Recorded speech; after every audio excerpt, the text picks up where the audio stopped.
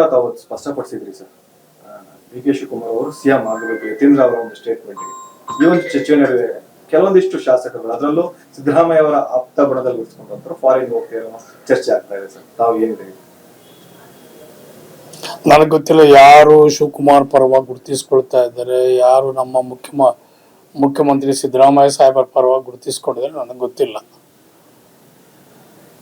ನಮ್ಮ ಕೆಲವು ಶಾಸಕರುಗಳು ಸುಮಾರು 80ರಿಂದ 90 ಜನ ಡಿ ಕೆ ಶಿವಕುಮಾರ್ ಅವರು ಈ ಅವಧಿನಲ್ಲಿ ಮುಖ್ಯಮಂತ್ರಿ ಆಗಬೇಕು, ಅವರ ಹೋರಾಟಕ್ಕೆ, ಅವ್ರ ಶ್ರಮಕ್ಕೆ ಒಂದು ಸ್ಥಾನ, ಒಂದು ಗೌರವ ಸಿಗಬೇಕು, ಈ ರಾಜ್ಯದಲ್ಲಿ ಅವ್ರದ್ದೊಂದು ಆಡಳಿತ ನಮಗೆ ಬಹಳ ಮುಖ್ಯ, ಮುಂದಿನ ಚುನಾವಣೆಯಲ್ಲಿ ನಮ್ಗೆಲ್ರೂ ಕೂಡ ಅನುಕೂಲ ಆಗ್ತದೆ ಅನ್ನೋ ಒಂದು ಏಕೈಕ ಭಾವನೆಯಿಂದ, ಒಂದು ಅಭಿಲಾಷೆಯಿಂದ, ಒಂದು ಆಸೆಯಿಂದ ನಾವೆಲ್ಲರೂ ಕೂಡ ಅದನ್ನ ಒತ್ತಾಯ ಮಾಡ್ತಾ ಇದ್ದೀವಿ. ಅಷ್ಟು ನನಗೆ ಗೊತ್ತಿದೆ.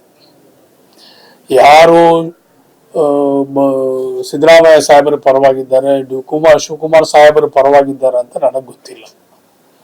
ನಾವೆಲ್ಲರೂ ಕೂಡ 140 ಜನನೂ ಕೂಡ ಒಂದಿಲ್ಲ ಒಂದು ಬದಲಾವಣೆ, ಎಲ್ರಿಗೂ ಅವಕಾಶ ಬೇಕು ಅಂಥೇಳಿ ನಮ್ಮದೊಂದು ಅಷ್ಟು ನಾವೆಲ್ಲರೂ ಕೂಡ ನಾವು ಒಂದು 80-90 ಜನ ನಾವೆಲ್ಲರೂ ಕೂಡ ಇದನ್ನ ಮಾತಾಡ್ತಾ ಇದ್ದೀವಿ. ನಾವು ಡಿ ಕೆ ಶಿವಕುಮಾರ್ ಬೆಂಬಲಕ್ಕೆ ನಾವೆಲ್ಲರೂ ಕೂಡ ನಿಂತಿದ್ದೀವಿ.